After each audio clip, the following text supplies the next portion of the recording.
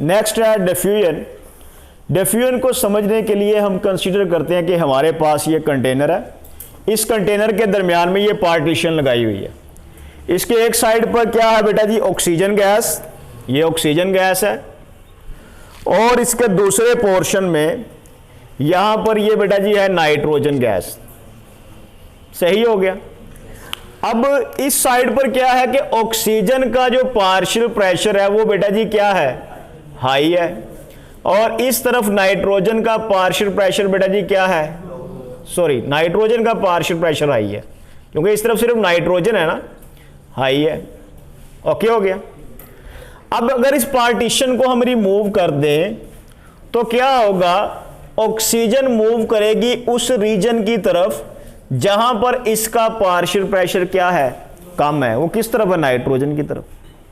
जबकि नाइट्रोजन बेटा जी मूव करेगी किस तरफ, जिस तरफ इसका पार्शियल प्रेशर कम है, वो किधर है, ऑक्सीजन की तरफ। तो इस पार्शियल प्रेशर के डिफरेंस की वजह से ये दोनों गैसेस के मॉलिक्यूल्स आपस में क्या हो जाएंगे, मिक्स हो जाएंगे और एक होमोजीनियस मिक्सचर बन जाएगा। बात की समझ लगी। तो ये जो मूवमेंट है गैस के मॉलिक्यूल्स की from the area of high partial pressure towards the area of low partial pressure, इस मूवमेंट को आप बेटा जी क्या बोलते हैं, डिफ्यूजन बोलते हैं। बात की समझ लगी ना बेटा जी। या intermixing of gases to form homogeneous mixture, इसको आप लिख लें बेटा जी कि इंटरमिक्सिंग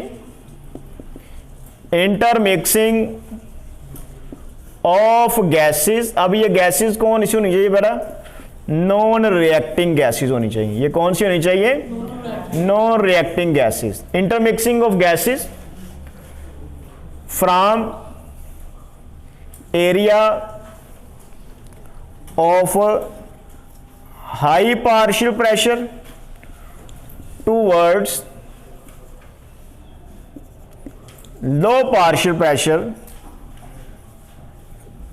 ठीक है, to form a homogeneous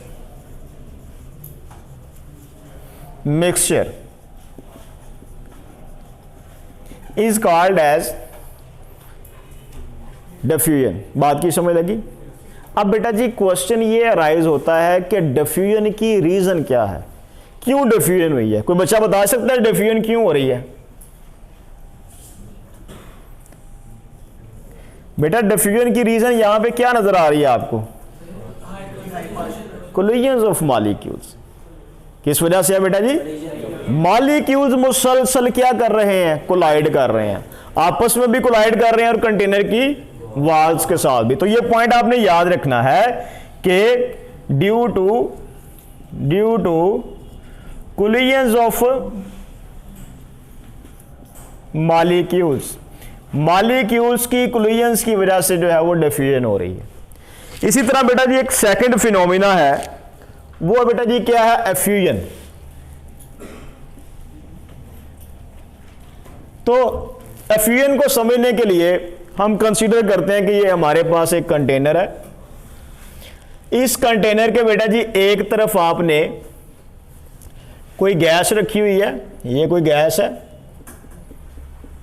suppose कर लेते हैं कि ये ऑक्सीजन गैस ही है।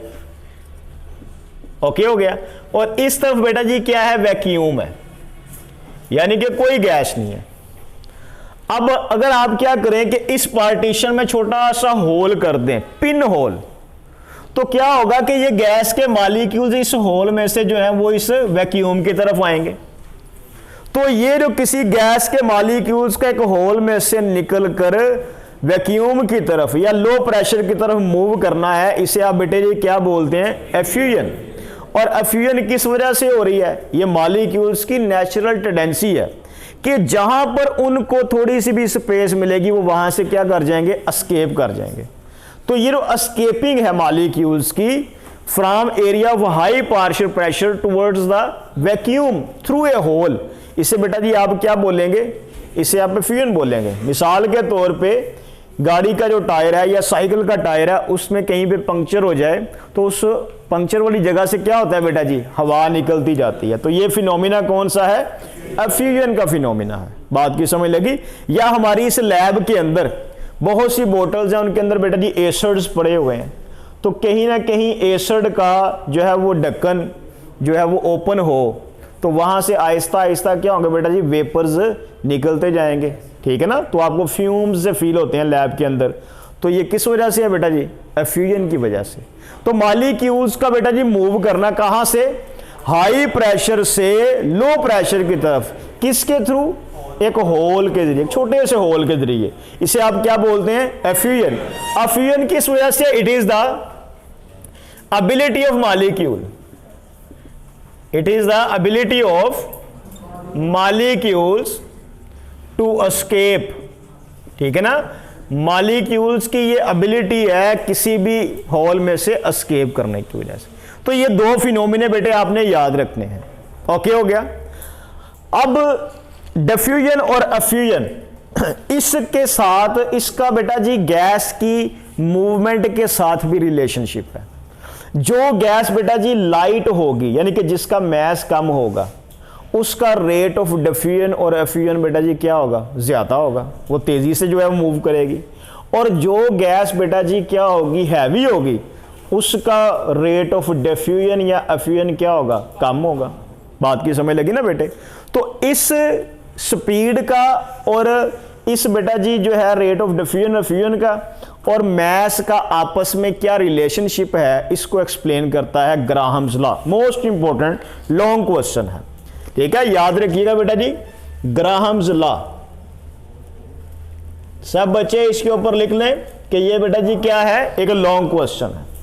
ग्राहम्स लॉ, ग्राहम्स लॉ क्या कहता है कि किसी भी गैस का जो रेट ऑफ डिफ्यूजन है वो उसकी डेंसिटी के स्क्वायर रूट के इनवर्सली प्रोपोर्शनल है।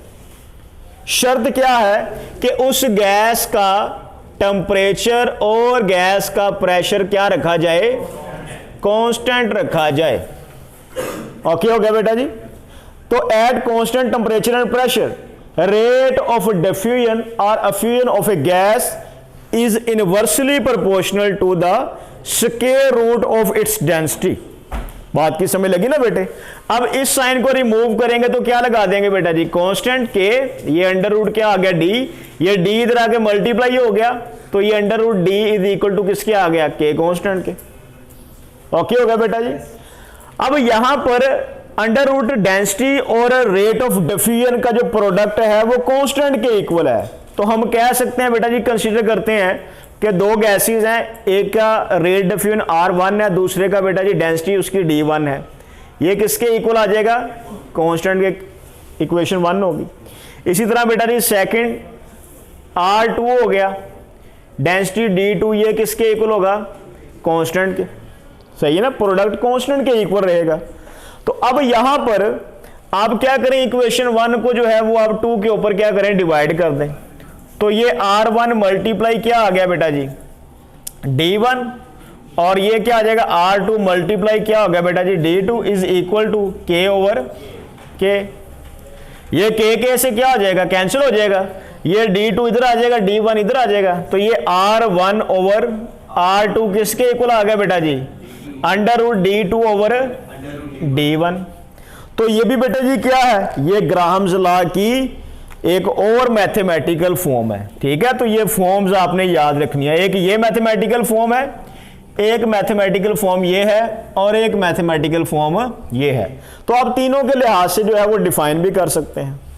अब डेंसिटी जो है, आपने डेंसिटी ऑफ गैसेस पढ़ा था कि डेंसिटी ऑफ गैसेस जो है वो डायरेक्टली प्रोपोर्शनल होती है किसके बेटा जी? मोलर मास के। किसके डायरेक्टली प्रोपोर्शनल होती है? मोलर मास के। तो इसका मतलब है कि आप इसको ये भी लिख सकते हैं कि R1 ओवर R2 किसके इक्वल है? M2 over M1। ये M2 ओवर M1, M क्या चीज है बेटा जी? Molar mass of gas. तो आप कह सकते हैं कि किसी भी गैस का जो रेट ऑफ डिफ्यूजन है वो उस गैस के मोलर मास के स्क्वायर रूट के इनवर्सली प्रोपोर्शनल। मतलब क्या है कि जो गैस जितनी लाइट होगी उसका रेट ऑफ डिफ्यूजन उतना ही ज्यादा होगा, और जो गैस जितनी हैवी होगी उसका रेट ऑफ डिफ्यूजन उतना ही कम होगा। अब यहां पे बेटा देखिए, एक मल्टीपल चॉइस क्वेश्चन में लिखता हूं, आपसे पूछा जाता है कि which gas has a high rate of diffusion. ठीक है, सिंपल सा क्वेश्चन है। Which gas has high rate of diffusion, ऐसा ये क्वेश्चन आ गया। ठीक है, अल्फा ऑप्शन बेटा जी carbon dioxide, beta option nitrogen, charlie option oxygen, delta option methane gas. ठीक है, अगर ऐसा क्वेश्चन आ जाए तो आप जस्ट बेटा जी इनके मोलर मास फाइंड कर लें। जिसका मोलर मास जितना ज्यादा होगा उसका रेट ऑफ डिफ्यूजन उतना ही और कम होगा। मोलर मास का रेट ऑफ डिफ्यूजन के साथ क्या रिलेशन है? इनवर्स रिलेशनशिप है। तो यहां पे बेटा देखें, कार्बन डाइऑक्साइड का मोलर मास कितना होता है? 44 ग्राम पर मोल। ऐसे ही है, नाइट्रोजन का बेटा जी कितना होता है? 28 ग्राम। ऑक्सीजन का बेटा जी कितना है? 32 ग्राम। और मीथेन गैस का बेटा जी कितना है? 16 ग्राम।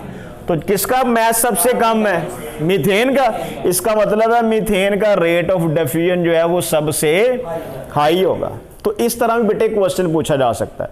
या एक्सरसाइज का ये क्वेश्चन है कि आपको 4 गैसेस गिवन है, उसने ये पूछा बताएं which one is correct order of rate of diffusion. तो आपने फाइंड करना है उनका ऑर्डर के किसका रेट ऑफ डिफ्यूजन सबसे ज्यादा है, किसका सबसे कम है। अगर यही 4 गैसेस हो तो इनमें सबसे ज्यादा बेटा जी किसका आपको नजर आ रहा है रेट ऑफ डिफ्यूजन? मीथेन का रेट ऑफ डिफ्यूजन सबसे ज्यादा है। उससे कम बेटा जी किसका है?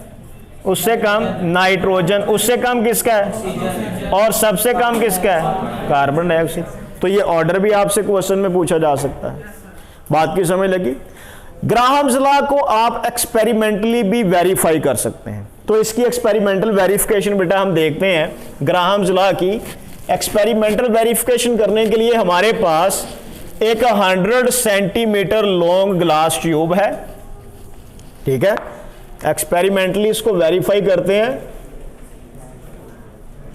Experimental verification. तो एक्सपेरिमेंटली वेरीफाई करने के लिए हमने क्या किया बेटा जी, हमारे पास ये एक 100 सेंटीमीटर लॉन्ग ग्लास ट्यूब है। इसकी लेंथ बेटा कितनी है? 100 सेंटीमीटर लॉन्ग है ये। ओके हो गया। आपने क्या किया, एक कॉटन को डिप किया हाइड्रोजन क्लोराइड के सॉल्यूशन में, डाइल्यूट सॉल्यूशन में, और उसको आपने यहां पे लगा दिया इस तरफ। सही है। ये बेटा जी किस में डिप किया हुआ है? HCl में। HCl का मोलर मास कितना होता है? 36.5। क्लोरीन का 35.5, हाइड्रोजन का कितना होगा? 36.5। ये इसका बेटा जी क्या है? मोलर मास है। इस तरफ आपने क्या किया, अमोनिया के सॉल्यूशन में डिप करके कॉटन लगा दिया। ठीक है, तो ये अमोनिया आ गया। अमोनिया का मोलर मास कितना होता है बेटा? 17 ग्राम। ओके हो गया। अब क्या होगा, इनके वेपर्स जो है वो मूव करेंगे। मुझे बताओ किसके वेपर्स ज्यादा जो है वो रेट ऑफ डिफ्यूजन किसका ज्यादा होगा? अमोनिया का। तो कहते हैं कि अमोनिया जो है वो यहां से मूव करेगा, यहां तक मूव कर जाएगा। ठीक है, तो ये जो अमोनिया के लिए डिस्टेंस आएगा ये कितना है बेटा जी? 59.5 सेंटीमीटर। ओके हो गया। और जो डिस्टेंस HCl का वो कितना है बेटा? 40.5 सेंटीमीटर। उसकी वजह क्या है? अमोनिया का मोलर मास कम है, जबकि HCl का मोलर मास क्या है? ज्यादा है। ओके हो गया। तो अब यहां पे बेटा जी क्या बन जाएगा? यहां पे अमोनिया और HCl आपस में रिएक्शन करके क्या बना देंगे? Ammonium chloride. क्या बना देंगे? Ammonium chloride. हमने क्या फाइंड करना है? हमने रेट ऑफ डिफ्यूजन की रेशो फाइंड करनी है। तो ये देखो बेटा जी, आपने लिखा ये अमोनिया और नीचे क्या लिखा? HCl। ऐसे ही है ना, आप चाहे ऊपर HCl लिख ले, नीचे लिखो, कोई इश्यू नहीं है। ये इक्वल क्या आ जाएगा बेटा जी? ऊपर मोलर मास किसका आ जाएगा? HCl का। और नीचे मोलर मास किसका आ जाएगा बेटा जी? अमोनिया का। ओके हो गया। तो ये जो डिस्टेंस है बेटा जी, डिस्टेंस जो है वो पर सेकंड, उसे आप क्या बोलते हैं? स्पीड बोलते हैं। तो डिस्टेंस ही यहां पे हम लिखेंगे। ठीक है, ये आ जाएगा कितना बेटा जी?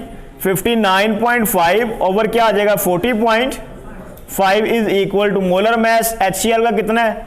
36.5 और ये बेटा जी कितना है 17। तो देखेंगे दोनों तरफ आंसर क्या आ रहा है बेटा जी 1.49। तो देखें ये क्या हुआ बेटा जी, ग्राहम्स लॉ वेरीफाई हो गया कि रेट ऑफ डिफ्यूजन किसी भी गैस का उसके मोलर मास के स्क्वायर रूट के क्या बेटा जी इनवर्सली प्रोपोर्शनल है। मोस्ट इंपॉर्टेंट लॉन्ग क्वेश्चन है। इसमें आपसे बेटे पूछे जा सकते हैं, ये ग्राहम्स लॉ की मैथमेटिकल फॉर्म्स पूछी जा सकती हैं। इसके अलावा बेटा जी इस तरह का क्वेश्चन पूछा जा सकता है। एक न्यूमेरिकल टाइप क्वेश्चन भी है इसका, उसको भी हम सॉल्व करेंगे न्यूमेरिकल्स में, तो वो भी क्वेश्चन पूछा जा सकता है। इसकी एक्सपेरिमेंटल वेरिफिकेशन बेटा जी पूछी जा सकती है लॉन्ग क्वेश्चन के तौर पे। सब बच्चों को ये क्लियर है? Any question about this? Okay हो गया जी।